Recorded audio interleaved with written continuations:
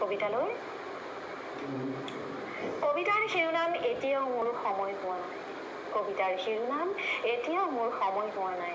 কবিৰ সত্যজিৎ চৌধুৰী। মনতে ভাবি থাকো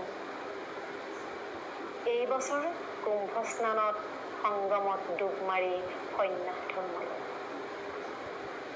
পিছে ৰাতিৰ শেষ প্ৰহৰত সপোনতে দেখো গংগাৰ বুকুৰ পৰা দেউতা উঠি আহে। কয় পূৰ্বপুৰুষৰ পিণ্ডদান এতিয়াও বাকী। পিছ মুহূৰ্ততে দেখো আই নদীৰ পাৰত সৰু মাটিৰ ঘৰটোত মাধৱীলতা উভতি আহিছে। গাত বৈধব্যৰ বেশ। খনিকতে ডাৱৰৰ আঁৰত লুকাই বাল্যকালৰ ৰাজকুমাৰী।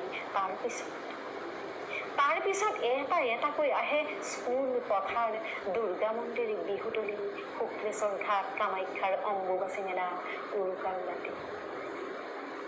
গোটেইবোৰেই যেন মোক মাতে, আহা বোপাই উভতি আহা। মোৰ আৰু সন্যাসী হৈ উঠা নহয়। পুৱতি নিশা সাধু মহাৰাজ আহি মাত দিয়ে, উঠ বেটা উঠ, চুবহ সৌবেয়া। উঠ বেটা উঠ, চুবহ সৌবেয়া। টোপনিত কলমতিয়াই মই উত্তৰ দিওঁ।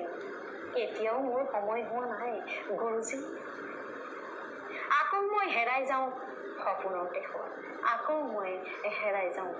দেশত। খুব সুন্দৰ, ইমান ধুনীয়া লাগিল সঁচাকৈ। সন্ন্যাস লওঁ বুলিলো আমাক মায়ৰে আবুঢ়া এই জীৱতীয়ে সন্ন্যাস ল'বলৈ যাবইচোন নোৱাৰো, থমকি ৰওঁ। হয়, সত্যজিৎ চৌধুৰীদেৱৰ অনন্য সুন্দৰ কবিতাটি পাঠ কৰি মই খুবেই ভাল পালো। আপোনালোকেও নিশ্চয় ভাল পাইছে।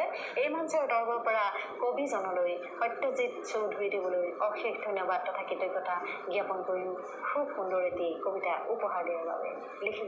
লিখি যাওক আৰু লিখি যাওক।